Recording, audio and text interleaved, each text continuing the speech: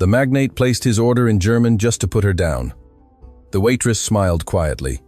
What he didn't know was that she spoke 7 languages, and one of them would change his life forever. The Golden Wattle restaurant shone with opulent splendor. Crystal chandeliers hung from the ceiling like artificial constellations, casting sparkles on white silk tablecloths and polished silver cutlery. It was the sort of place where the powerful came to celebrate their power, where money spoke louder than words, and where people like Chloe Davies were invisible. Chloe walked between the tables with the tray perfectly balanced on her right hand. She'd been working there for months, always with the same routine. Getting in early, cleaning, serving, smiling, and heading home with sore feet and her pride intact, because that was the one thing no one could take from her, her pride. That night, the restaurant was especially packed. Property developers, politicians, local celebrities all laughing, toasting, completely ignoring those who served them as if they were ghosts in aprons. Chloe paused near the kitchen, taking a deep breath. Chef Mick O'Connell watched her from his station, noticing something in her expression. "Are you all right, Tiny?" he asked with that deep voice that always sounded like a hug. "Yeah, chef, just a long night. Every night's long when you work for people who think money makes them better than you." Mick wiped his hands on his apron. "But remember what I always say, dignity doesn't have a price, and you've got more dignity in one finger than all of them put together have in their wallets." Chloe smiled slightly. Mick was one of the few who treated her like a person in that place. The others, including some colleagues, saw her as the quiet girl who never complained, who accepted the miserable tips and the dismissive glances without saying a word. What no one knew was why she stayed silent. What no one imagined was what she hid behind those dark eyes that watched everything with an intensity few noticed. The main door opened with that particular sound that announced the arrival of someone important. Chloe instinctively turned and saw 2 men enter. The first was older, with perfectly slicked back gray hair, a suit that probably cost more than Chloe's annual salary. He walked with the natural arrogance of those who have never had to worry about anything in life. The second was younger, perhaps in his late 30s, with that heir's air of knowing the world belongs to him by birthright. Both were laughing about something, while the restaurant manager practically ran toward them. "Mr. Sterling, what an honor to have you with us tonight.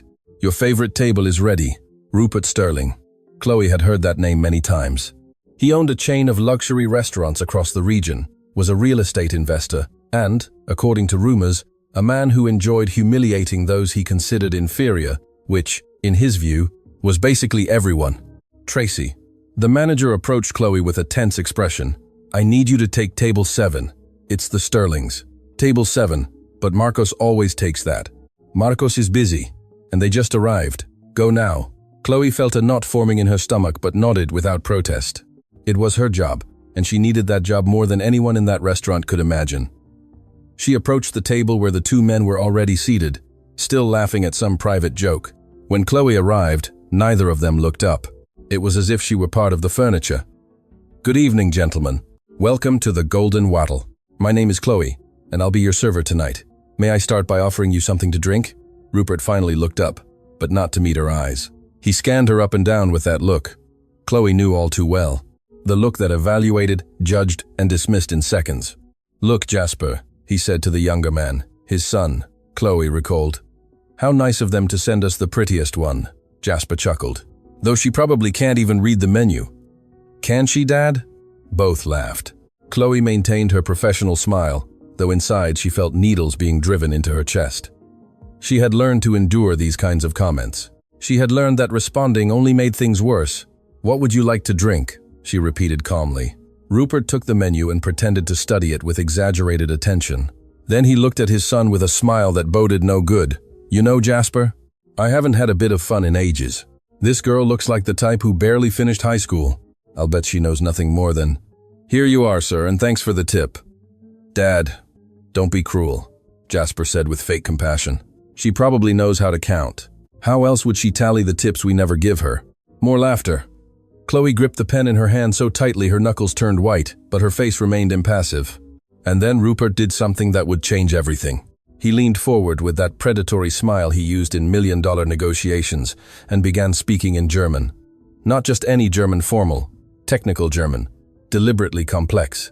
"Ich möchte eine Flasche von eurem teuersten Wein bestellen, aber ich bezweifle, dass dieses arme Mädchen überhaupt versteht, was ich sage. Wahrscheinlich denkt sie, ich spreche Chinesisch." Chloe clearly heard every word, every dismissive nuance. He had said he wanted a bottle of the most expensive wine, but doubted this poor girl understood what he was saying. She probably thought he was speaking Chinese. Jasper burst out laughing, hitting the table with his palm. "Dad, you're awful. Look at her face. She has no idea what you said." "Of course not." Rupert leaned back in his chair, visibly pleased with himself. "These people barely speak English properly. German, honestly, you'd need a real education for that, one she clearly never had." Chloe remained motionless. Her heart pounded, but not from shame. It was something different, something she had learned to control during years of practice, because Chloe had understood every word, every insult, disguised as a foreign language, but she said nothing. "Not yet." "See?" Rupert pointed at her as if she were a specimen under study. "She doesn't even blink. She's probably thinking about what soap opera she'll watch when she gets back to her miserable little flat." Chloe took a deep breath. Hernan Gwyneth's words resonated in her mind like an echo from the past. The real power is not in showing what you know, but in knowing when to show it. Nan Gwyneth, the woman who had taught her everything she knew, the woman who had worked for decades as a translator for embassies, but had never received official recognition because she lacked university degrees. The woman who spoke 9 languages fluently and had passed that gift on to Chloe since she was a child, 7 languages.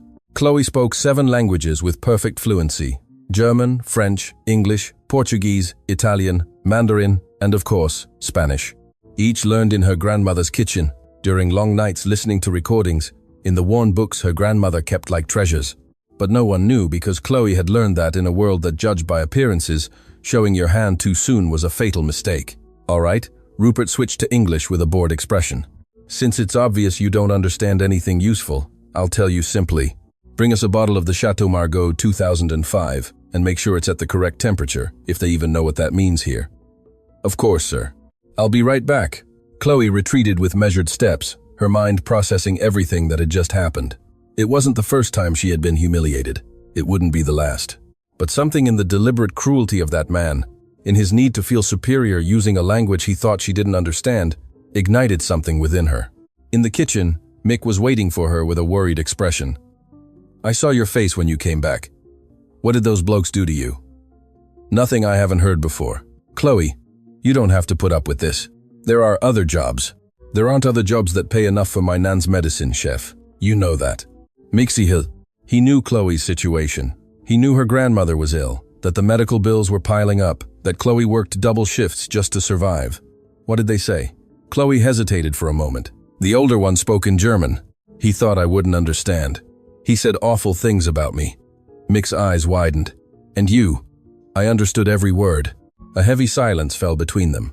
Mick knew a few things about Chloe that others didn't.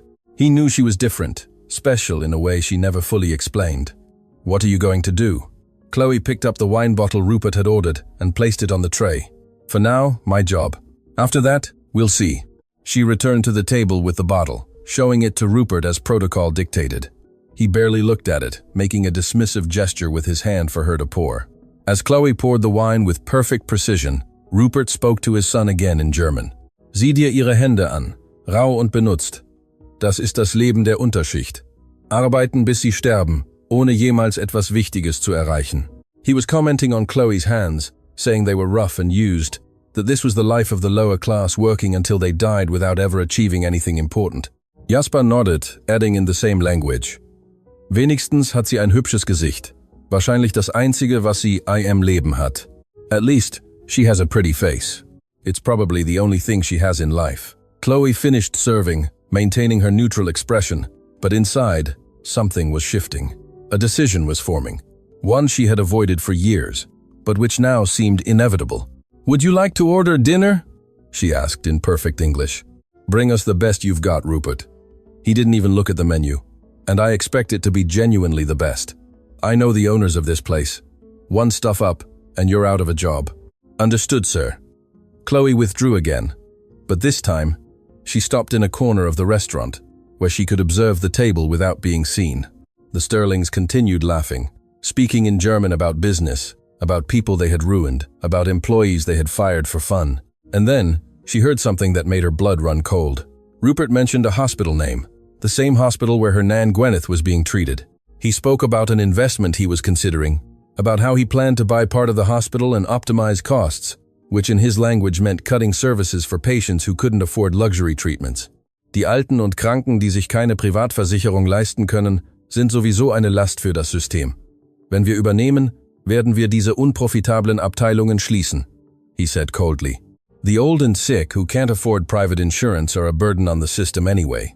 When we take over, we will close those unprofitable departments. Chloe felt the world stop. Her grandmother depended on that hospital, on those unprofitable departments this man wanted to close, on doctors and nurses who treated patients regardless of how much money they had. Her hands trembled, not from fear, but from something deeper. A silent fury she had kept contained all her life began to overflow, but she wouldn't act impulsively. That wasn't what her Nan had taught her. The right moment, she whispered to herself. Everything has its right moment. She returned to the kitchen, where Tracy Miller, the manager, was waiting for her with a serious expression. Chloe, the Sterling men have asked to speak with you specifically. I don't know what you've done, but you better not have ruined anything. Chloe's heart quickened. Had they found her out? Had they noticed something in her expression that betrayed her understanding? She walked toward the table with firm steps, preparing for whatever was coming. Rupert was waiting for her with a smile that didn't reach his eyes. Sit down, he ordered, pointing to an empty chair. Sir, employees aren't allowed to. I said, sit. Chloe slowly obeyed, feeling the stares of the entire restaurant on her. This was unusual, completely outside of protocol. Rupert leaned forward, studying her as if she were an insect under a microscope. My son and I have been watching you all night. There's something different about you. Something I can't quite pinpoint. And that annoys me, because I always identify people. Chloe didn't respond, only looked him directly in the eyes, something that clearly made him uncomfortable. I'm going to make you an offer, Rupert continued. I need staff for my restaurants. People who know how to serve, who are discreet, who don't cause trouble. I'd pay triple what you earn here. It was a trap. Chloe knew it. Men like Rupert didn't make generous offers without expecting something in return. That's very kind, sir, but I'm fine where I am. Rupert's smile froze. No one said no to him. Pardon? I said, I appreciate the offer, but I prefer to stay here. Jasper let out an incredulous laugh. Did you hear that, Dad? The waitress is rejecting your offer. Rupert narrowed his eyes. I don't think you understand your position, girl. I'm not asking. I'm telling you what you're going to do. And I'm telling you, with all due respect, that my answer is no. The silence that followed was so dense, it could be cut with a knife. Nearby diners had stopped talking, observing the scene with a mixture of horror and fascination. Rupert slowly stood up, his imposing height casting a shadow over Chloe. You're going to regret this. His voice was low, dangerous. No one tells me no, especially someone like you. Chloe stood up too, surprising herself with her own audacity. Someone like me? She repeated. And what exactly am I, Mr. Sterling? A nobody. A waitress who doesn't know her place in the world.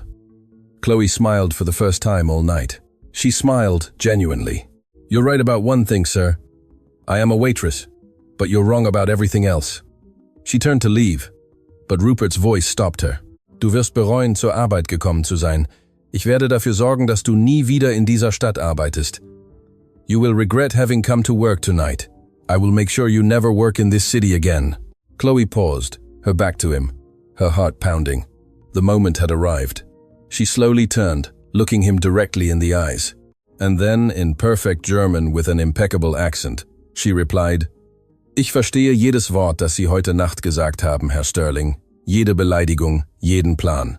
Und ich verspreche Ihnen, der Einzige, der etwas bereuen wird, sind Sie. I understand every word you've said tonight, Mr. Sterling, every insult, every plan. And I promise you, the only one who will regret anything will be you.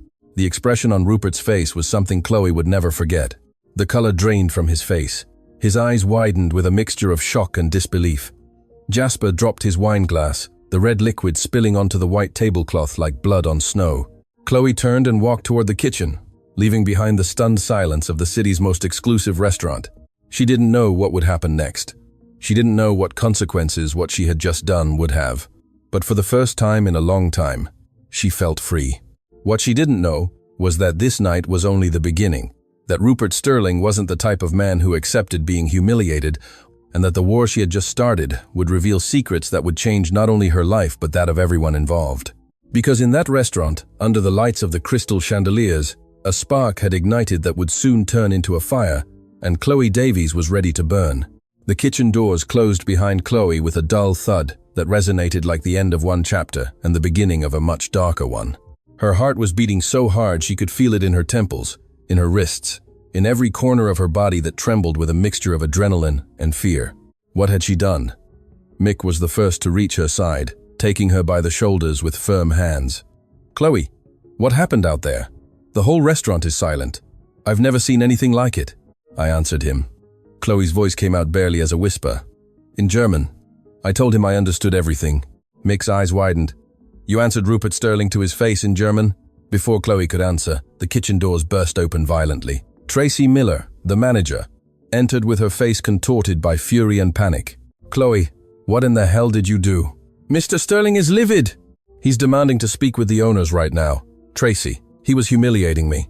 He thought I didn't understand and—" "I don't care what he thought," Tracy interrupted her abruptly. "Do you have any idea who that man is?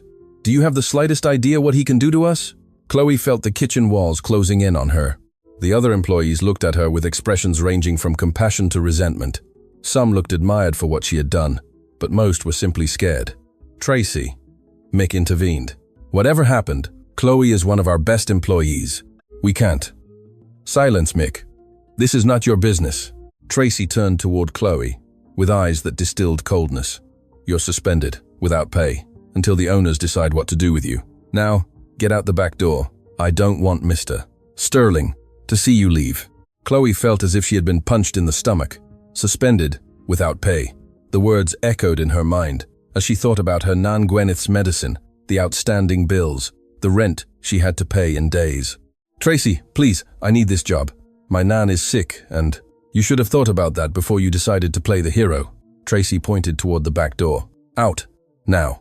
Chloe looked into Mick's eyes, hoping to find some support, but he could only lower his gaze helplessly. There was nothing he could do. Not against the manager, not against the weight of the Sterling name. With trembling hands, Chloe took off her apron and left it on the stainless steel table. She walked toward the back door, feeling every step as if she were walking toward a cliff. Outside, the alley was dark and smelled of rubbish and dampness. Chloe leaned against the brick wall, letting the tears she had held back finally run down her cheeks. What was she going to do now? Her phone vibrated in her pocket. It was a text message from an unknown number. "You made a very serious mistake tonight, and mistakes are paid for. Sincerely, someone who will be watching you." A chill ran down her spine. Rupert, Jasper, someone who worked for them. The message was clearly a threat. But what could they do to her that they hadn't already? The answer would arrive sooner than she imagined. Chloe walked through the empty streets toward the bus stop. At that hour, public transport was scarce, and she had to wait almost 40 minutes in the darkness, constantly looking over her shoulder, feeling like someone was watching her from the shadows. When she finally arrived at her small flat on the outskirts of the city, she found her Nan Gwyneth awake, sitting in her favorite chair by the window, looking at the distant city lights. "You're home early, my girl."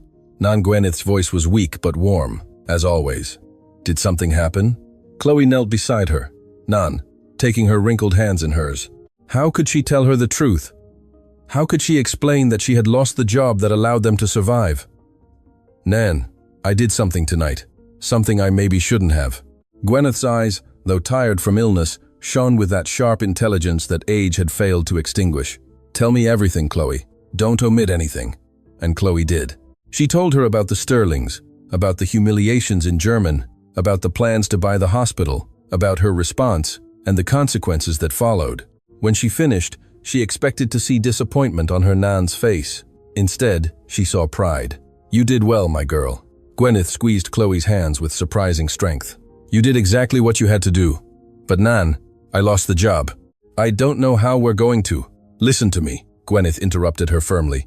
"I spent my whole life being quiet, my whole life being invisible, so that people like that Sterling could feel superior. I translated for ambassadors, for presidents, for people who governed entire countries, and none of them knew my name. None of them thanked me. None of them saw beyond the woman who served coffee and translated their words." Tears were now running down both their cheeks. "I don't want that for you, Chloe. I don't want you to live your life in silence. You have a gift that I gave you with all my love. And that gift is not to be hidden. It's to be used, to defend yourself, to defend others who cannot defend themselves."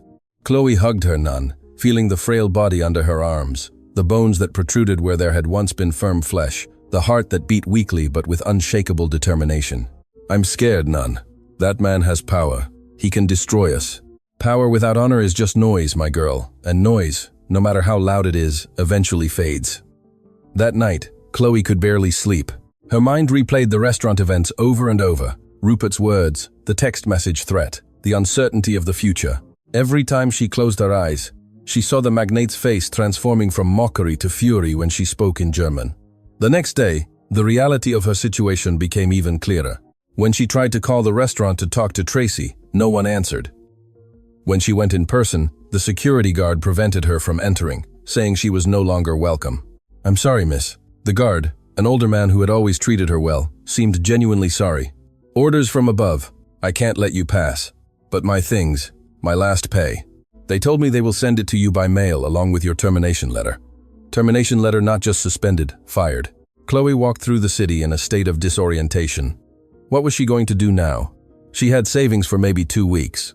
After that, she didn't want to think about after. Her phone rang. It was a number she didn't recognize, but different from the threat last night. Chloe Davies, a masculine, professional, cold voice. "Yes, that's me. This is Mr. Graham Talbot, lawyer for Sterling Group. My client wishes to meet with you this afternoon. It's a matter of urgent nature." Chloe's heart stopped for a second. "Meet with me? For what?" "That will be discussed in person. You have 1 hour to present yourself at the Sterling Group corporate offices. The address will be sent to you by message. I strongly suggest you do not fail to show up." The call cut off before Chloe could reply. Minutes later, she received the address, an office building in the finance district, the type of place where people like her normally only went to clean floors. Part of her wanted to ignore the summons, but another part, the part her Nan had raised never to run away from problems, knew she had to go. She had to know what they wanted. She had to face what was coming.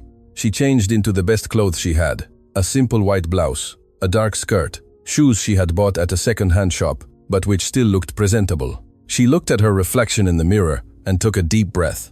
"I can do this," she whispered. "I can do this." The Sterling Group building was a glass and steel tower that soared into the sky like a monument to the power of money. Chloe entered through the revolving doors and found herself in a lobby that was larger than her entire flat. The receptionist, an impeccably dressed woman with an expression of professional boredom, looked her up and down with that scrutiny Chloe knew too well. "May I help you? I have an appointment. My name is Chloe Davies." Something changed in the receptionist's expression. Recognition, curiosity, pity.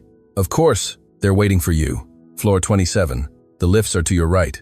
The lift ascended silently, the numbers changing on the digital screen like a countdown to something inevitable. When the doors opened on the 27th floor, Chloe found herself facing another receptionist, this one even more intimidating than the previous one. "Miss Davies, this way, please." She was guided down a hallway with walls covered in art that probably cost more than Chloe would earn in her entire life. At the end of the hallway was a double dark wood door. The receptionist knocked softly, and a voice from inside said, "Come in." Rupert Sterling's office was exactly what Chloe expected. Enormous, ostentatious, designed to intimidate. Floor-to-ceiling windows displayed the city stretched out below like a kingdom waiting to be conquered. And there he was, sitting behind a mahogany desk that looked like an altar to his own ego. Beside him, Jasper, with that same dismissive smile from the night before, and in a corner, a man in a gray suit who must have been the lawyer who had called her, Miss Davies. Rupert did not stand up, nor did he make the gesture of greeting her. "How kind of you to accept our invitation."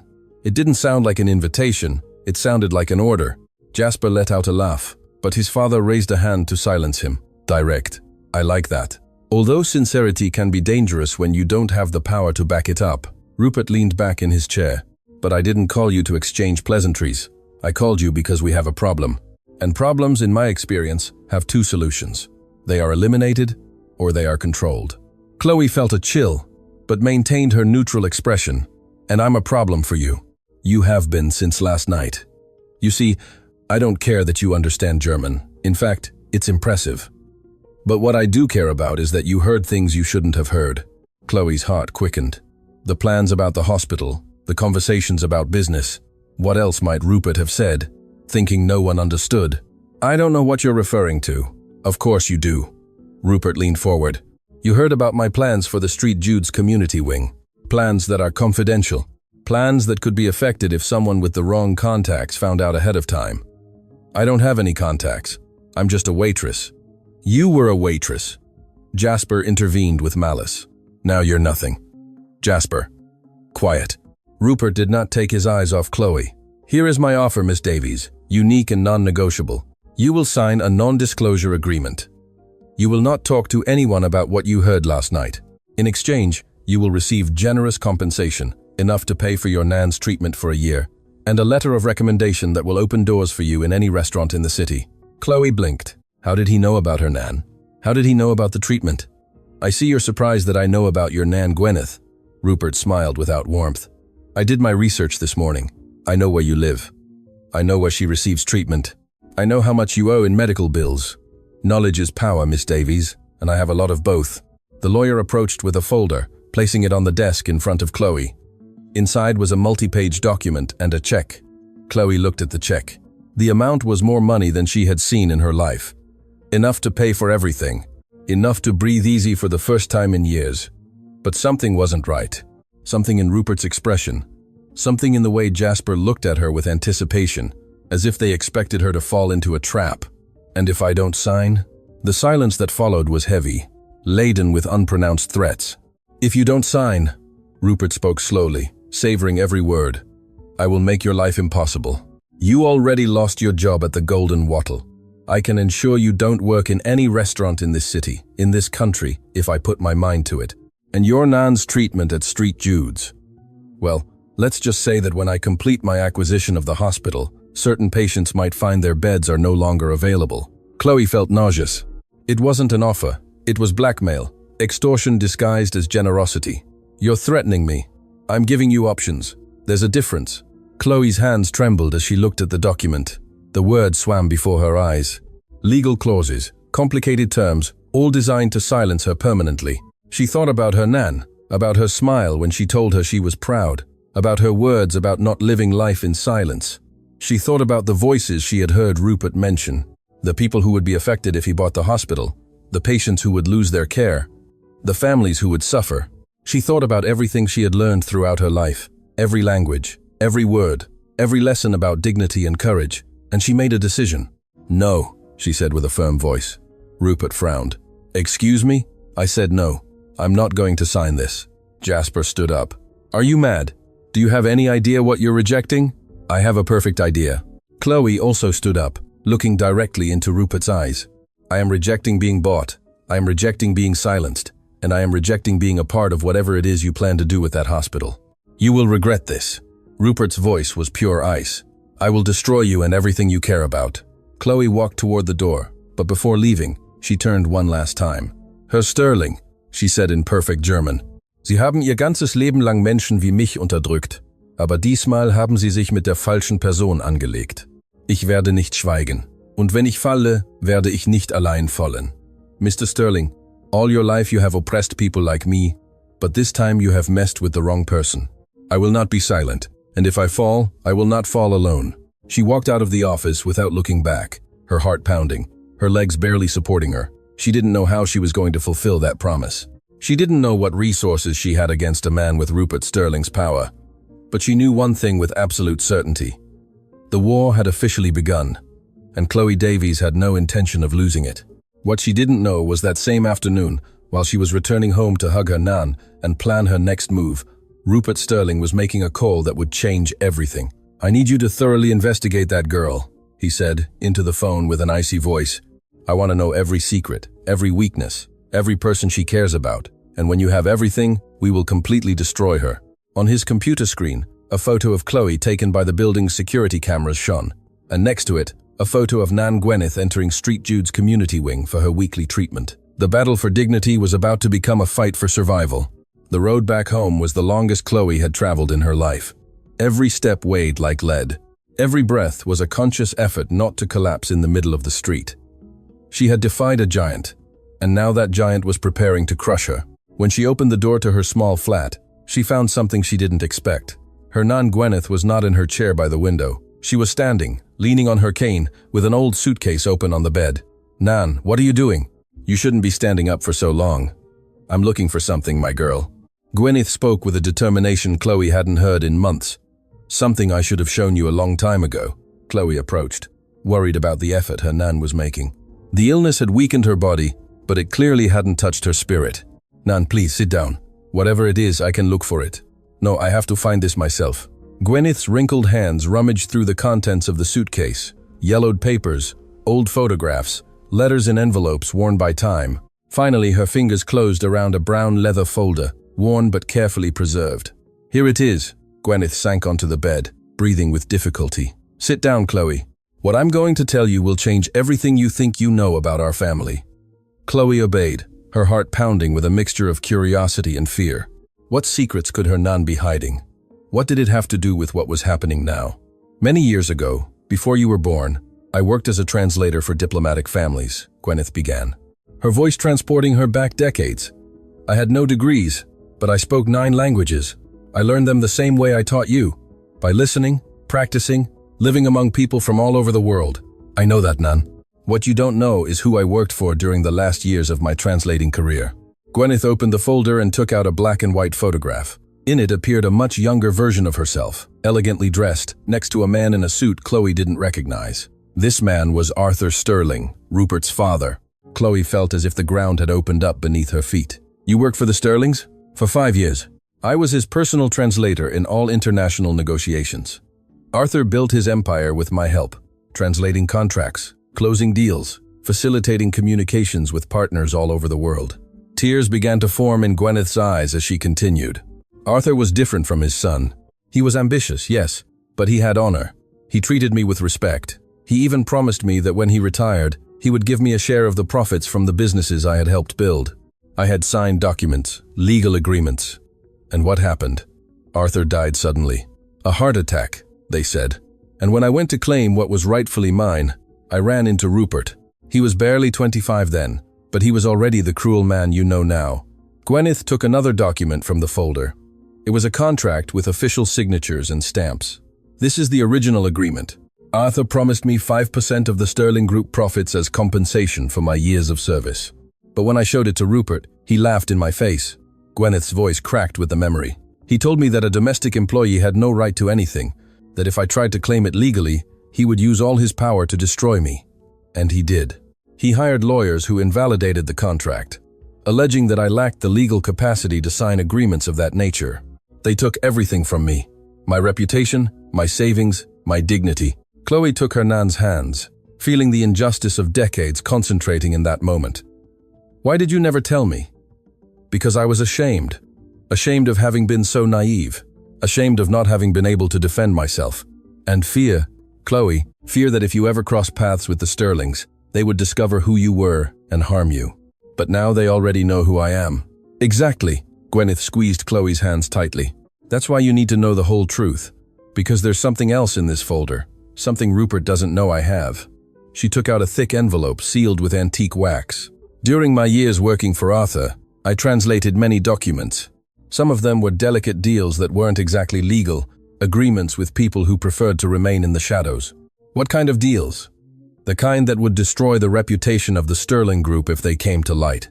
Arthur made me swear I would never reveal what I knew, and I kept my promise while he lived. But Rupert broke all the promises his father made to me, so I no longer have an obligation to keep their secrets. Chloe looked at the envelope as if it contained a bomb. In a way, it did. None. Are you sure about this? If Rupert discovers you have this, I no longer care what happens to me, Chloe. I'm old, I'm sick, but you have a whole life ahead of you, and I won't let that man take it from you as he took mine from me. Chloe's phone rang, interrupting the moment. It was an unknown number. She hesitated before answering. Chloe Davies. A professional yet warm female voice. Yes. Who is this? My name is Sasha Raitt. I'm a journalist with the National Daily. I heard about what happened at the Golden Wattle last night. I'd like to talk to you. Chloe's heart quickened. How had a journalist found out so fast? How did you get my number? I have my sources, but that's not what's important. What's important is that I have information about Rupert Sterling that I think will interest you, and I think you have information that interests me. Can we meet? Chloe looked at her Nan, who had listened to the entire conversation. Gwyneth slowly nodded. Where and when? Tomorrow, at the Refuge Cafe, near the Central Square, at 10 am. And Miss Davies, Come alone and don't tell anyone about this call. The communication cut off. Chloe was left staring at the phone, processing what had just happened. Who was that? Gwyneth asked. A journalist. She says she has information about the Sterlings. It could be a trap. I know, but it could also be our only chance. That night, Chloe couldn't sleep. Her mind was a whirlwind of questions, fears, and possibilities.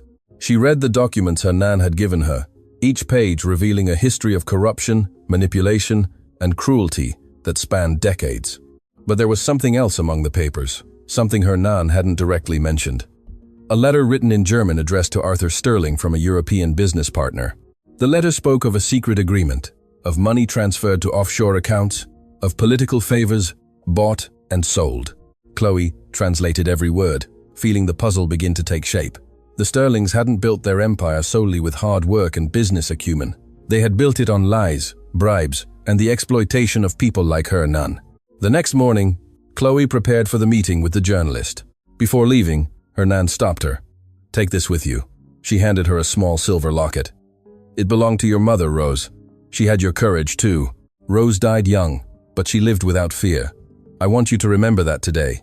Chloe hugged her nan tightly, feeling the fragility of her body but also the strength of her spirit. I'll be back soon, nan. I promise. I know you will, my girl, but if anything goes wrong, I want you to know that I'm proud of you. I always was, since the day you were born. The Refuge Café was a modest place on a quiet corner of the city. Small tables, walls decorated with old photographs, the aroma of freshly brewed coffee floating in the air. Chloe arrived 10 minutes before the agreed time and chose a table in the corner from which she could see the entrance door. Sasha Reed arrived promptly. She was a woman in her 40s with dark hair pulled back in a practical bun and eyes that seemed to analyze everything around her. She was dressed simply but professionally and carried a leather briefcase worn from use. Miss Davies, she sat down across from Chloe without preamble. Thanks for coming. Before we talk about anything, I need to know how you found out what happened. Sasha smiled slightly. I have a source inside the Golden Wattle. Someone who witnessed everything that happened that night and who is very tired of watching how the Sterlings treat people. Who? I can't reveal that. Source protection. But what I can tell you is that it's not the first time Rupert Sterling has humiliated employees in that way. And it's also not the first time he's destroyed the life of someone who dares to challenge him. Sasha opened her briefcase and took out a folder. I've been investigating the Sterling Group for 3 years. I have testimonies from unfairly dismissed former employees, from competitors ruined by illegal tactics, from public officials bribed to favor their businesses. But I've never been able to publish anything because every time I get too close, someone threatens me or my sources disappear. Disappear? Not literally, but suddenly they change their minds, move out of the city, decide they don't want to talk anymore. The Sterlings' power extends very far, Miss Davies, further than you imagine. Chloe thought about the documents her nan had given her, the letters, the contracts, the secrets of decades. Why are you looking for me? Because you did something no one else has done. You confronted him publicly. And not only that, you confronted him in his own language. Literally, that makes you a symbol. And symbols are powerful. I don't want to be a symbol. I just want to protect my family. I understand that. But sometimes the best way to protect our family is by exposing those who threaten us. Sasha leaned forward. Miss Davies, I'm preparing a report that could destroy the Sterlings, but I need more evidence. Solid evidence that they can't deny or buy off. Do you have something like that? Chloe hesitated. Trusting a stranger was risky, but going it alone against the Sterlings was suicide. I have documents, she finally said. Documents my nan kept for decades. Contracts, letters, agreements that prove illegal activities. Sasha's eyes lit up with interest. What kind of activities? Bribes, tax evasion, agreements with people operating outside the law. Everything translated and documented by my nan when she worked for Arthur Sterling. Your nan worked for the Sterlings for 5 years, and when Arthur died, Rupert stripped her of everything that was legally hers. Sasha leaned back in her chair, processing the information. This is bigger than I thought. Much bigger. There's something else. Chloe took a deep breath. Rupert is planning to buy the Street Jude's community wing. He wants to close the departments that care for patients without resources. My nan receives treatment there. Do you have proof of that? I heard it directly from his mouth in German. He thought no one understood. Sasha took a recorder from her briefcase. Would you be willing to give a recorded testimony? To tell everything you know, including your Nan's story? Chloe thought about Gwyneth, her tired but proud smile, the decades of silence she had endured, the opportunity to finally get justice. Yes, I'm willing. For the next 2 hours, Chloe spoke, telling everything. The night at the restaurant, the humiliations in German, the meeting at the Sterling Group offices, the blackmail, the threats, and then she told her Nan's story. Every word was like removing a weight from her soul. When she finished, Sasha put away the recorder with a serious but hopeful expression. This is enough to start, but I need to see those original documents. Can you get them for me? I'll have to talk to my Nan. They are hers, not mine. I understand, but do it soon. The Sterlings are not going to sit still. If they find out we're working together, they will try to stop us. Chloe nodded, getting up to leave. But before she could take a step, Sasha stopped her. One more thing, Miss Davies. Last night, I received an anonymous call. Someone warned me to be careful with you, that you were dangerous, unstable, that nothing you said could be trusted. Chloe's stomach churned. Who called? They didn't leave a name, but I recognized the number. It was from Jasper Sterling's personal mobile. So it was him. Jasper had been the one who sent the threatening message the night of the restaurant. Jasper was trying to discredit her before she could defend herself. And why did you decide to meet with me anyway? Sasha smiled. Because in my experience, when someone like Jasper Sterling tries to destroy a person's reputation before meeting her, it means that person has something they fear. And I want to know what it is. Chloe left the cafe with a mixture of hope and terror. She had an ally. She had a plan. But she also had powerful enemies who were willing to do anything to silence her. As she walked toward the bus stop, her phone vibrated with a text message. It was from Mick, the chef. Chloe, I need to see you urgently. I found out something about the Sterlings you need to know. It's about your Nan. Please come to the restaurant after 11 p.m. when it's closed. Enter through the back door. It's important. Chloe read the message 3 times. What could Mick know about her Nan? Why the urgency and secrecy? Something wasn't right, but at the same time, Mick had always been kind to her, had always protected her. She could trust him. Could she trust anyone? What Chloe didn't know was that at that very moment in the Sterling Group offices, Rupert Sterling was receiving the investigation report he had ordered. And what that report contained not only revealed who Chloe Davies really was, it revealed a secret that connected the two families in a way no one would have imagined. A secret that if it came to light would destroy much more than reputations, it would destroy lives. The clock read 10:40 p.m. when Chloe got off the bus 2 blocks from the Golden Wattle. The streets were almost empty, barely illuminated by streetlights that cast long shadows on the wet pavement. It had rained during the afternoon, and the air still smelled of damp earth and asphalt. Every step she took toward the restaurant increased the unease in her chest.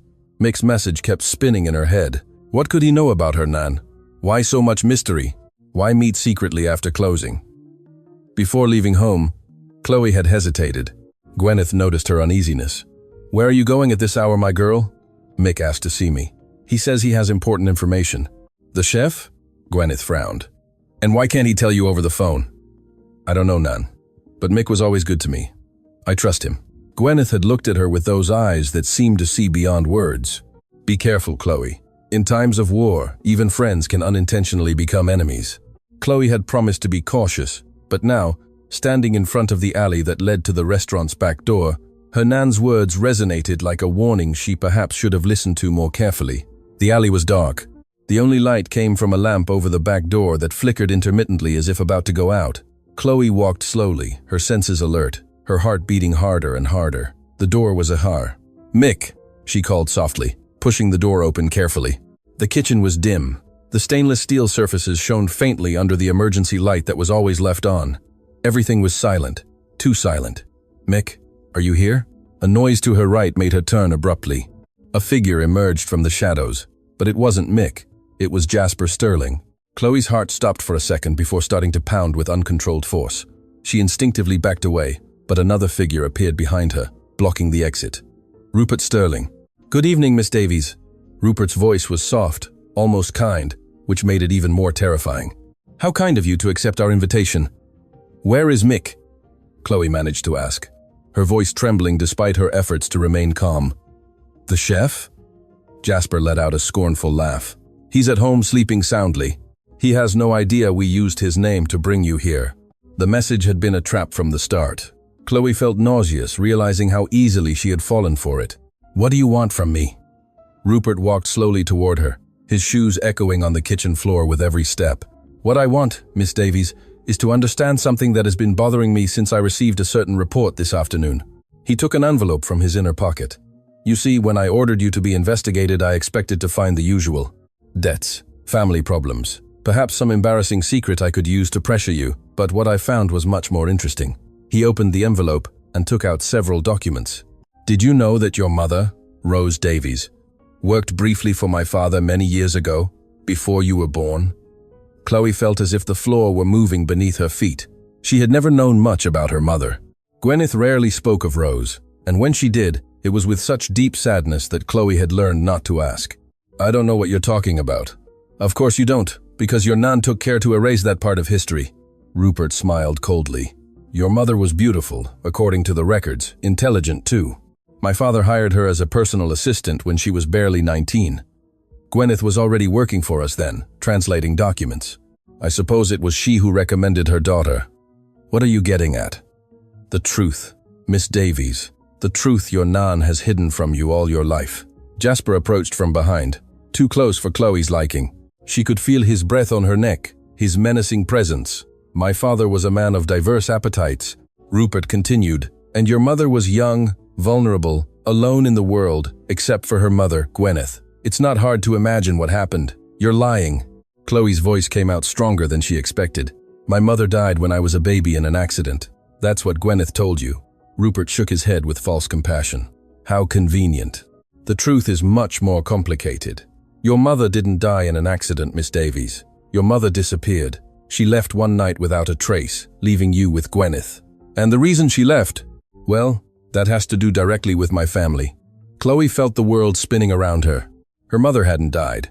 Gwyneth had lied to her all her life. I don't believe you, she said, though her voice no longer sounded so confident. You don't have to believe me. You can ask your nan directly, but before you do, allow me to show you something else. He took a photograph from the envelope. It was old, yellowed by time. In it appeared a young woman, beautiful, with eyes Chloe immediately recognized because she saw them every day in the mirror. Her mother, but she wasn't alone in the photo. Next to her, with his arm around her shoulders, was a man Chloe also recognized. Arthur Sterling, Rupert's father. Your mother and my father had a relationship, Miss Davies. A relationship that lasted almost 2 years, and when it ended, well, let's just say the consequences were permanent. The meaning of his words took a moment to penetrate Chloe's mind. When it did, she felt as if her heart had been ripped from her chest. No, she whispered. That's not possible. It is possible, Rupert laughed softly. Genetics don't lie. Did you never wonder where your knack for languages came from? Gwyneth speaks 9, it's true, but my father spoke 12. He was a linguistic genius, a gift he clearly passed on to you. You're lying, Chloe screamed, tears beginning to stream down her cheeks. All of this is a lie to manipulate me. A lie? Rupert took out another document. This is a DNA analysis my father ordered more than 20 years ago. He compared your blood with your mother's when she became pregnant. He wanted to be sure before making certain decisions. He showed the paper to Chloe, numbers, percentages, scientific terms she could barely process in her state of shock. According to this analysis, there is a 99.99% probability that Arthur Sterling was your biological father, Miss Davies, which means you and I are siblings. The silence that followed was absolute. Chloe couldn't move, couldn't speak, couldn't even breathe. The world, as she knew it, had collapsed in a matter of minutes. Of course, Rupert continued in a casual tone, my father never officially recognized you. When he discovered the pregnancy, he offered your mother money to disappear. Rose rejected the money, but she disappeared anyway shortly after you were born. No one knows exactly what happened to her. Some say she fled, others have darker theories. What did you do to her? Chloe finally found her voice, hoarse from tears. What did you do to my mother? I didn't do anything to her.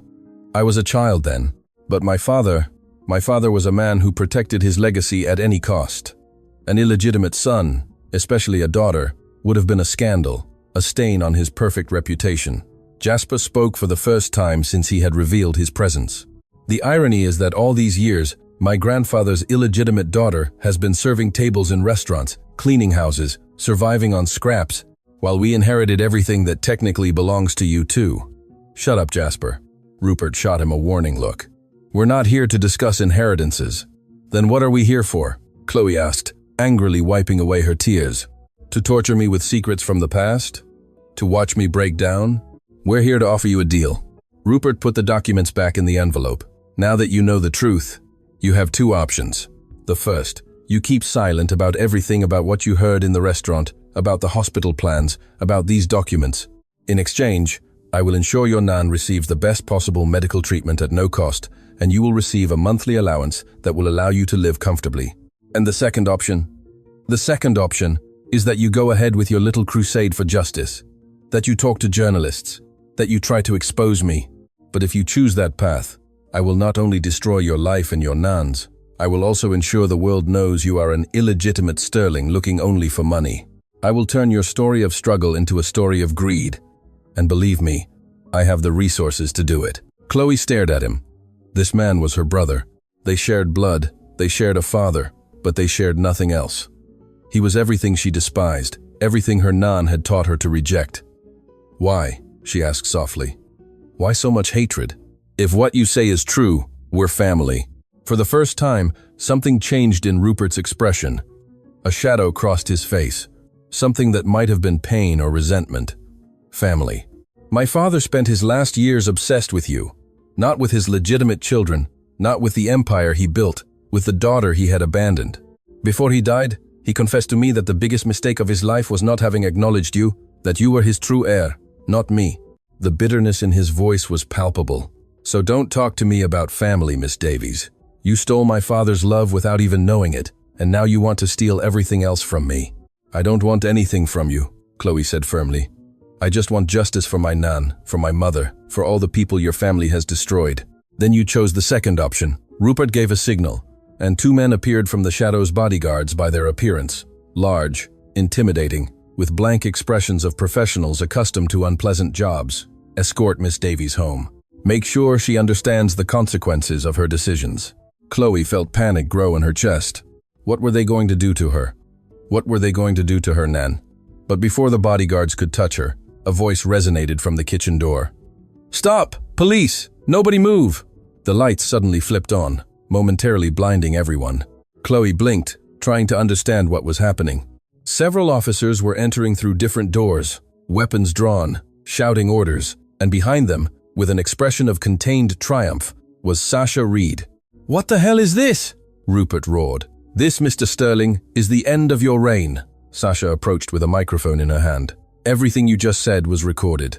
Every threat, every confession, every detail about what your family did to Rose Davies.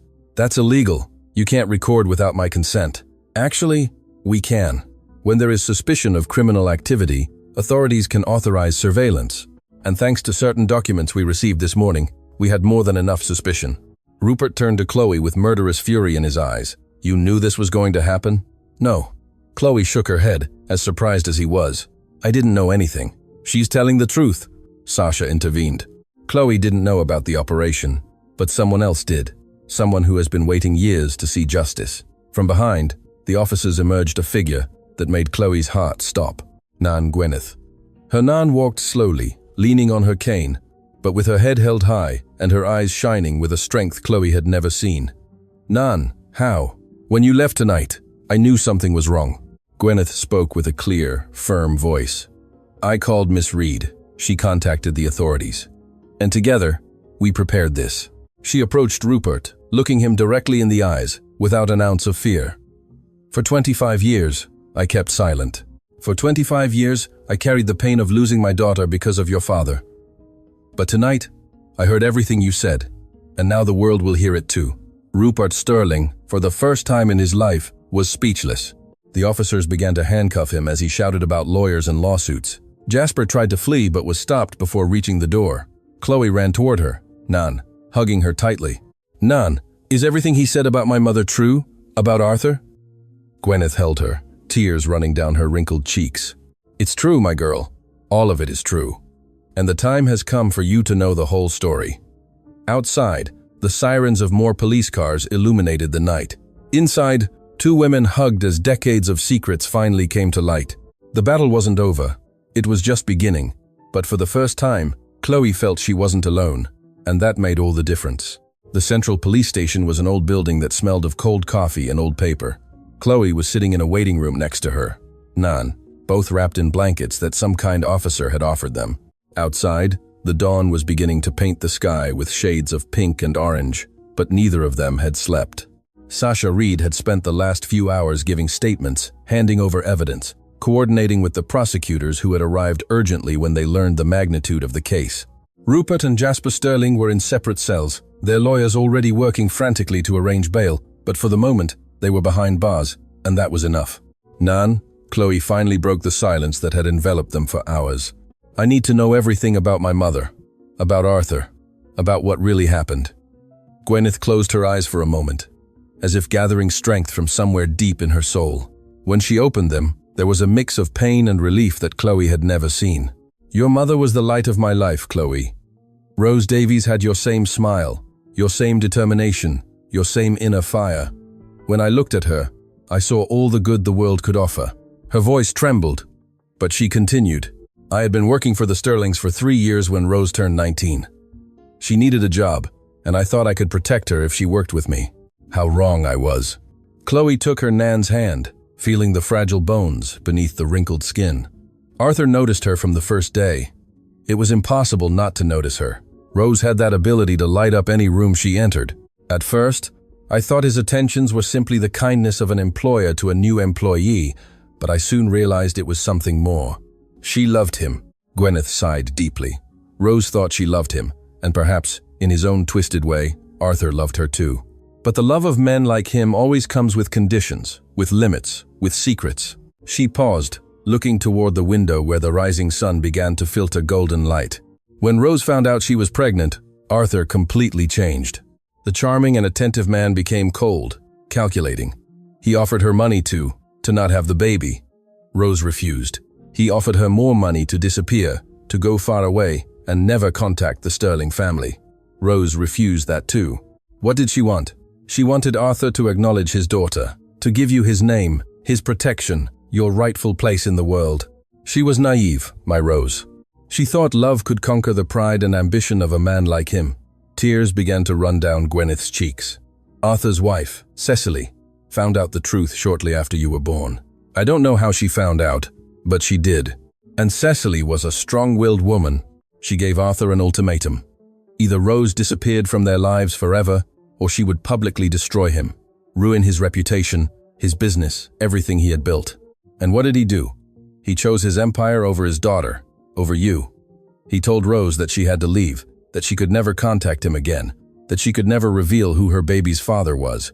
He offered her a considerable sum of money, enough to start a new life in another country. Chloe felt a lump in her throat. But you said she rejected the money. She did reject it. Rose had pride. Chloe.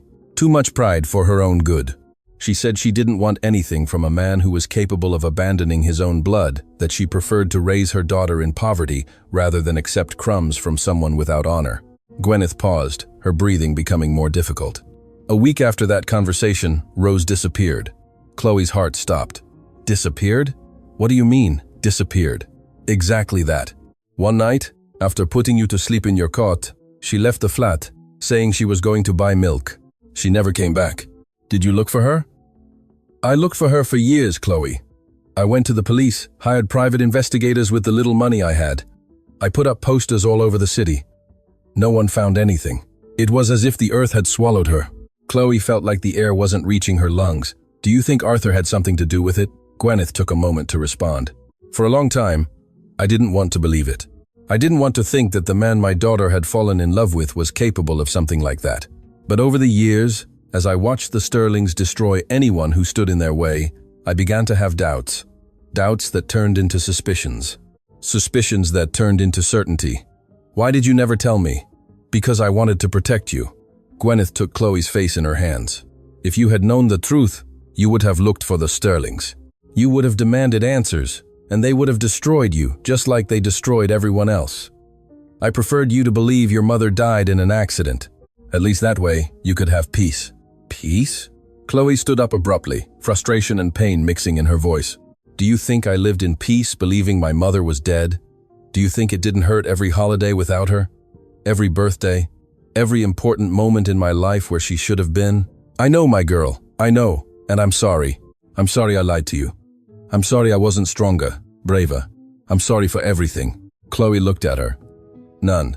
This woman, who had sacrificed everything to raise her, who had worked until she was sick to give her a future, who had carried impossible secrets for decades. And despite the pain, despite the betrayal she felt, she couldn't hate her. She knelt in front of her, taking her hands again. I forgive you, Nun, but I need to know one more thing. Do you think my mother is still alive? Gwyneth looked at her with eyes full of a hope she had kept hidden for years. I don't know, Chloe, but they never found a body. There was never proof that she was dead. And there's something I never told you because I didn't want to give you false hope. What is it? 5 years ago, I received a letter. No sender, no signature. It just said, she is well, don't look for her. It was written in French. Chloe felt a chill run down her spine. French? Why French? Rose spoke French perfectly. I taught it to her when she was a child, just like I taught you. It was our secret language, the one we used when we didn't want anyone else to understand. Did you keep the letter? It's in the leather folder, along with all the other documents. The door to the room opened, and Sasha Reed entered, looking exhausted but satisfied. Ladies, we have news. The prosecutor has decided to press formal charges against Rupert and Jasper Sterling. Extortion, threats, and we are investigating possible connections to the disappearance of Rose Davies. Chloe stood up immediately. Can they investigate that? After so many years? There is no statute of limitations for certain crimes, Miss Davies. And with last night's recorded confessions, we have enough to reopen your mother's case. Gwyneth let out a contained sob. Truly? After all this time? Truly, ma'am. Sasha approached, putting a gentle hand on the old woman's shoulder. But we need your total cooperation. All the documents, all the letters, everything you have saved. You'll have it. Gwyneth nodded. Everything, every paper, every photo, every memory. If it helps find my Rose, I will hand it over without hesitation. Sasha looked at Chloe with a serious expression. There's something else you should know. During the interrogation, Jasper started talking. It seems he wants to negotiate a reduced sentence in exchange for information. What kind of information? He says he knows what really happened to Rose Davies. He says his grandfather Arthur told him the truth before he died, and that Rupert also knows it but has never admitted it. The world seemed to stop. Chloe felt her knees weaken. Jasper knows where my mother is? We're not sure yet. He could be lying to get a better deal. But the prosecutors are going to interrogate him further. If there's any truth to what he says, we'll find it. The following hours were a whirlwind of statements, signatures, legal procedures that Chloe barely understood. Gwyneth had to be taken to the hospital for a checkup due to the stress of the night, but the doctors confirmed she was stable. While waiting for news in the hospital corridor, Chloe received an unexpected call. Miss Davies, it's Mick O'Connell. I just heard about what happened last night. Are you all right? Chef Mick. Chloe felt relief hearing a familiar voice. Yes, I'm fine. It was a long night. They told me they used my name to lure you into a trap. I'm so sorry. It's not your fault. You had no way of knowing. There was a pause on the line. Miss Davies, there's something I need to tell you. Something I should have told you a long time ago, but I was scared. What are you talking about? I knew your mother, Rose. We worked together briefly many years ago at another restaurant before she started working for the Sterlings. Chloe almost dropped the phone. You knew my mother? Yes. She was an extraordinary woman, kind, intelligent, full of life. When I found out who you were, when I first saw you at the Golden Wattle, I almost couldn't believe it. You're identical to her. Miss Davies, identical. Why did you never tell me?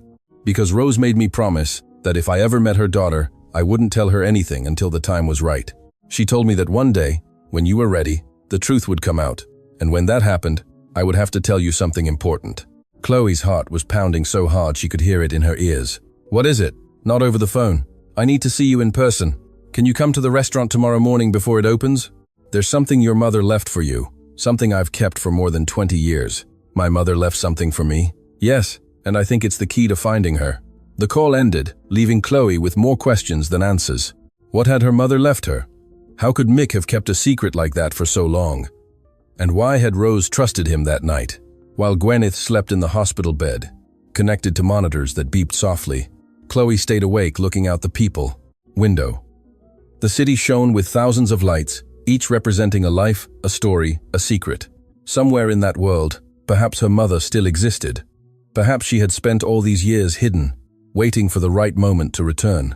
Or perhaps the letter had been a cruel joke, a false hope designed to torment. It didn't matter. Chloe would find the truth, whatever the cost. Her phone vibrated with a message from Sasha. Jasper spoke. He says, Rose didn't die. He says, Arthur sent her away to Europe with a new identity. He says there is proof in a safe deposit box that only Rupert can open. Tomorrow, we will try to get a court order. This is not over, Chloe.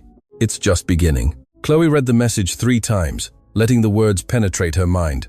Her mother was alive, or at least had been alive when Arthur sent her away. Europe, a new identity, a safe deposit box with proof. And Mick had something her mother had left her, something he had kept for more than 2 decades waiting for this moment. The puzzle pieces were beginning to fit together, but the complete picture was still blurry, incomplete, full of shadows and mysteries. Chloe looked at her sleeping Nan. This woman who had sacrificed everything for her, who had carried impossible secrets to protect her. I'm going to find her, Nan, she whispered in the dark. I'm going to find Mum, I promise you. Outside, the night continued its course, indifferent to the human dramas unfolding under its blanket of stars. But inside Chloe, something had changed permanently. She was no longer just a waitress, struggling to survive. She was a daughter looking for her mother, a granddaughter honoring her Nan's sacrifice, a woman claiming her truth, and nothing and no one was going to stop her. Not even the ghosts of the past that remained to be discovered, because in the Sterling's safe deposit box awaited secrets no one had imagined. Secrets that would not only change Chloe's life, they would change everything she thought she knew about her family, about the Sterlings, and about the night Rose Davies disappeared forever. The sun was barely beginning to rise when Chloe arrived at the Golden Wattle. The restaurant looked different in the dawn light, stripped of its glamour, revealing the cracks in the walls and the wear of the years, as if the building itself knew it no longer had to pretend perfection. Mick was waiting for her at the back door, the same place where her nightmare had begun days earlier. But this time, the chef had a different expression. It wasn't worry or fear. It was something Chloe couldn't fully identify. Nostalgia, anticipation, guilt. Thanks for coming, Miss Davies. His voice was softer than usual. I know that after everything that happened here, this place must bring back bad memories. Memories don't scare me, chef. What scares me is not knowing the truth. Mick nodded slowly and guided her inside. They walked through the empty kitchen to a small room at the back that Chloe had never noticed. It was barely a storage cupboard, full of dusty boxes and old utensils. I worked here for 32 years, Mick spoke as he moved boxes. Long before the Sterlings bought this place. Long before you were born. He stopped in front of a rusted metal box, hidden behind sacks of flour. When I met your mother, I was barely a kitchen hand. Rose sometimes came with Gwyneth while she was translating for a businessman who regularly dined here. Your mother was extraordinary. She had that light that some people possess, that ability to make everyone around her feel special. Were you close? We were friends. Good friends. Rose had no one else but Gwyneth. And me, well, I was alone in the world too. We understood each other. Mick opened the metal box with a small key he wore around his neck. Inside was a package wrapped in fabric, yellowed by the passage of time. The night before Rose disappeared, she came to see me. She was scared, but also determined. She told me she had to leave, that she couldn't explain why, but that she needed to ask me a favor. Mick's hands trembled as he unwrapped the package. She gave me this. She made me swear I would keep it until her daughter was ready to receive it. She told me, when Chloe is strong, when the world can no longer ignore her, then you'll know it's time. Inside the package were 3 objects: a letter sealed with red wax, a small photograph, and a passport. Chloe took the photograph first. In it appeared Rose, clearly pregnant, smiling at the camera with one hand on her belly. Behind the photo, in elegant handwriting, was written, "For my Chloe, the day I knew you would be my greatest gift." Tears began to fall before Chloe could stop them. The passport. Mick pointed to the document. Look at it. Chloe opened it with trembling hands. It was a French passport, and the name that appeared was not Rose Davies. It was Marie Logan. Her mother had a false identity. She had gotten it months before she disappeared, Mick explained. I think she was planning to flee, to start a new life away from the Sterlings. But then, if she had everything prepared, why didn't she take me with her? That, Miss Davies, I think the letter explains. Chloe looked at the sealed envelope. Her hands trembled so much she could barely hold it. Her whole life, all the unanswered questions, all the emptiness in her heart. Perhaps the answers were there in that yellowed paper, waiting to be read. She carefully broke the seal, as if the envelope might disintegrate at any moment. Inside were several sheets written in her mother's handwriting, the same handwriting she had seen on the letter Gwyneth kept Rose's handwriting. Chloe began to read aloud, needing to hear her mother's words fill the silence. My dearest Chloe, if you are reading this, it means the time has come. It means you are strong, you are brave, you are everything I always knew you would be. There are so many things I wish I could have told you in person. So many hugs I wish I could have given you. So many nights I wish I could have been there to comfort you when you cried. But life forced me to choose, and I chose your safety over my happiness. Arthur Sterling is your father. I don't know if you already know it when you read this, but I need you to understand it from my perspective. I loved him, Chloe. I loved him with all my naive heart, and he, in his own way, loved me too. But the love of men like him always has limits, and those limits are power and money. When I became pregnant, Arthur offered me money to disappear. I refused. I wanted him to acknowledge you, to give you your place. I was foolish to think his love was stronger than his ambition.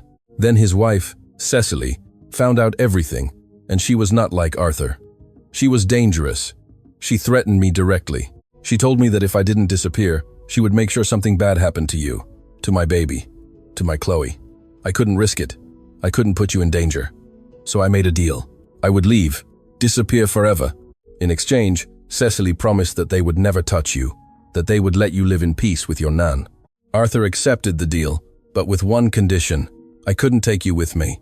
He said you were his blood, that he wouldn't allow his daughter to grow up in poverty in some foreign country. It was the hardest decision of my life, Chloe.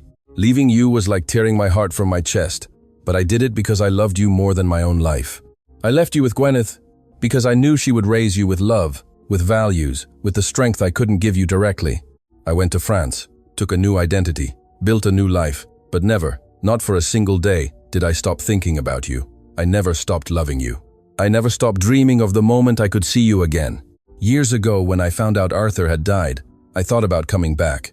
But Rupert already controlled everything, and he was worse than his father, more cruel, more ruthless. I was afraid of what he might do to you if I showed up. So I waited. I waited until you were strong enough to face them.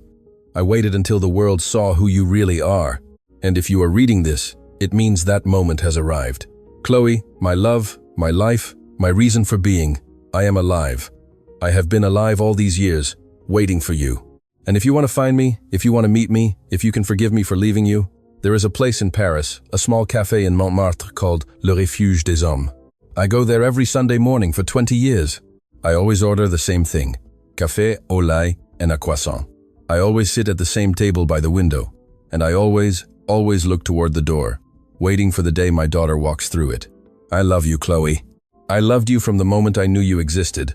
I will love you until the last breath of my life. Your mother, Rose. Chloe finished reading, and the silence that followed was absolute. Tears ran down her face uncontrollably, falling onto the paper, mixing with words that had waited more than 2 decades to be read. Mick was crying too, unashamedly, not trying to hide it. She's alive, Chloe whispered. My mother is alive. She always was, Miss Davies, waiting for you, loving you from afar. Chloe hugged the letter against her chest, feeling as if her mother's arms were wrapping around her across time and distance. At that moment, her phone rang. It was Sasha. Chloe, we have the court order. They opened the Sterling safe deposit box, and we found something you need to see urgently, something about your mother. Something Rupert hid for years.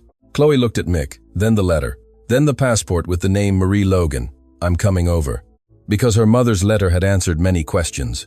But what awaited in that safe deposit box would reveal that Rose Davies' story was much more complex than anyone had imagined, and that Chloe's journey was only just beginning. The Sterling safe deposit box contained decades of secrets, documents of bribes, illegal contracts, evidence of shady deals that would make any business empire tremble. But none of that mattered to Chloe at that moment. What mattered was a manila envelope with her name written in handwriting she would now recognize anywhere. Her mother's handwriting. Sasha handed it to her with careful hands. Rupert hid this here years ago. Apparently, Rose sent this letter to Arthur shortly before he died, asking him to give it to his daughter. He never did, and Rupert decided to bury it along with all his family's other secrets. Chloe opened the envelope. Inside was a single sheet and a recent photograph. In the image appeared a woman with gray hair, bright eyes, and a smile that was exactly like hers. Rose, her mother, alive, real, waiting for her. The letter was brief. My Chloe, if you ever read this, I want you to know I never stopped fighting for you. Every year on your birthday, I sent letters to your father asking him to give them to you. He never did, but I keep waiting. I will always wait. Le refuge des hommes, every Sunday until my heart stops beating. I love you, Mum. Chloe looked at Sasha, then Mick, who had come with her, and finally made a decision that would change her life forever. I need to go to Paris. The flight lasted hours that felt like eternities. Gwyneth couldn't travel due to her health condition, but she insisted that Chloe go. Go, my girl, she had told her in the hospital, holding her hands tightly. Go find my Rose. Tell her I forgive her. Tell her I never stop loving her. And bring her back home. Sasha arranged everything. The tickets, the hotel, contacts in France who would help if anything went wrong. The report on the Sterlings could wait. This was more important. It was Sunday when Chloe arrived in Montmartre. The cobbled streets shone under a spring sun. Artists painted on the corners. Musicians played melodies that floated in the air like promises. And there, on a narrow street, was the cafe her mother had mentioned. Le refuge des hommes, the refuge of souls. Chloe stopped in front of the door, her heart beating so hard she thought everyone around her could hear it. What if her mother wasn't there? What if she had stopped going? What if, after so many years, she no longer wanted to be found? But then she remembered Gwyneth's words. Courage is not the absence of fear, it is acting despite it. She pushed the door and entered. The cafe was small, cozy, with walls covered in old photographs and the aroma of freshly brewed coffee filling every corner. There were few people at that early hour, a young couple in a corner, an elderly man reading the newspaper, and by the window, at a table for two, a woman with silver hair looked out at the street, with the expression of someone who has waited a lifetime. Chloe couldn't move, couldn't breathe, couldn't do anything, but look at that woman who was her mother, who had sacrificed everything to protect her, who had spent more than 2 decades waiting for this moment. Then Rose turned her head, their eyes met, and the world stopped. Rose brought a hand to her chest as if her heart threatened to burst out. Her lips trembled, forming a word that failed to be pronounced. Tears began to roll down her cheeks as she slowly stood up, not taking her eyes off Chloe. Chloe, her voice was barely a whisper. My Chloe. Mum. That single word broke the dam that held back decades of pain, absence, and unexpressed love. Rose ran toward her daughter and wrapped her in a hug that seemed to want to recover all the lost embraces, all the goodnight kisses, all the tears she couldn't wipe away. My baby, Rose sobbed. My beautiful baby. You came. You finally came. Chloe cried too, clinging to her mother, as if she feared she would disappear again. I found you, Mum. I found you. They remained embraced for minutes that felt like hours, while the other customers in the cafe watched, moved, without fully understanding what they were witnessing, but sensing the magnitude of the moment. When they finally separated, Rose took Chloe's face in her hands, studying every detail as if she wanted to memorize every line, every expression. You're beautiful, she whispered. More beautiful than I ever imagined. And those eyes. You have my eyes, and your non-smile. Gwyneth, how is my mother? She's waiting for you. She's sick, but she's fighting. She wants to see you, Mum. She wants you to come home. Rose closed her eyes, new tears escaping. Can she forgive me? After I abandoned her. She forgave you a long time ago. She just wants to hug you one more time. They sat together at the table by the window, the same table where Rose had waited for 20 years. And they talked. They talked for hours, sharing stories, filling in gaps, building bridges over the abyss of time that had separated them. Rose talked about her life in Paris, how she had worked as a translator using the languages Gwyneth had taught her, how she had built a small but dignified life, how every Sunday she came to this cafe with the hope of seeing her daughter walk through that door.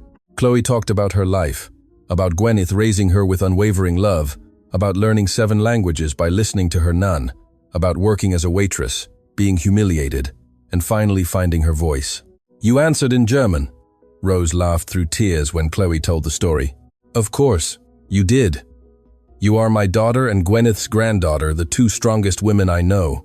When the sun began to set over Paris, painting the sky with golden and pink hues, Rose took Chloe's hands. And now what? Now you come home with me. Nan needs you. I need you. There's no one to hide from anymore, Mum. The Sterlings are finished. Rupert and Jasper will face justice for everything they did, and you deserve to reclaim your life. Rose looked out the window at the streets of the city that had been her refuge for so long. I spent more than 20 years running, Chloe, hiding, living half a life, because the other half of my heart was with you. Can I really go back? Can I really start over? Not start over, Mum. Continue. Continue from where we were. Unfairly separated. Continue being a family. Weeks later, at the city airport, Gwyneth waited in a wheelchair surrounded by Sasha, Mick, and the medical team who had insisted on accompanying her. When the international arrival's doors opened and Chloe appeared, holding the arm of a silver-haired woman, the cry that escaped Gwyneth was purely primal. The sound of a mother finding her lost daughter. Rose ran toward her, kneeling in front of the wheelchair, taking her mother's hands. Mum, forgive me. Forgive me for leaving you. Forgive me for everything. Gwyneth hugged her with the little strength she had left, but with all the love she had saved for decades. There's nothing to forgive, my girl. You're here, you're alive. That's all that matters. Chloe watched the scene, tears rolling down her cheeks. 3 generations of Davies women finally reunited. 3 women who had survived impossible losses, terrible injustices, and cruel separations, but who had never, ever stopped loving each other. Sasha published her report weeks later. The story of the Sterlings and their downfall was national news for months. Rupert and Jasper were convicted on multiple charges, losing not only their freedom, but the entire empire they had built on lies and cruelty. The Street, Jude's community wing, was saved thanks to a coalition of ethical investors Sasha helped bring together. Gwyneth was able to continue her treatment without worries, now surrounded by her daughter and granddaughter. Chloe received job offers from international translation agencies, prestigious universities, and humanitarian organizations that wanted to leverage her gift with languages. But she chose something different. She founded a free language school for disadvantaged young people, teaching in the same way Gwyneth had taught her, with patience, with love, with the certainty that knowledge is the most powerful weapon against injustice. She named it the Rose Gwyneth Davies School of Languages. One spring afternoon, Chloe was sitting in the garden of her new house, watching her mother and Nan talk under the shade of a tree. Gwyneth laughed at something Rose said, a sound Chloe thought she would never hear. Rose noticed her gaze and smiled, extending a hand toward her. Come here, my girl, sit with us. Chloe joined them, sitting on the grass between the 2 women she loved most in the world. Do you know what I learned from all this? She said softly. What, my love? Gwyneth asked. That the most important language isn't German, or French, or any of the 7 I speak. The most important language is love, and that I learned from you. Rose and Gwyneth exchanged a glance, their eyes shining with tears of happiness. And you speak it perfectly, my girl. Rose kissed her forehead. You speak it perfectly. The sun was setting over the city, painting the sky with the same golden and pink hues Chloe had seen in Paris the day she found her mother. But now those colors had a different meaning. They were no longer the end of a day. They were the beginning of a new life. A life where 3 women the world had tried to separate were finally together. A life where truth had triumphed over lies. A life where love had overcome power. And that life, Chloe knew with absolute certainty, was the best ending she could ever have imagined. Because it wasn't really an ending, it was the beginning of everything it was always meant to be.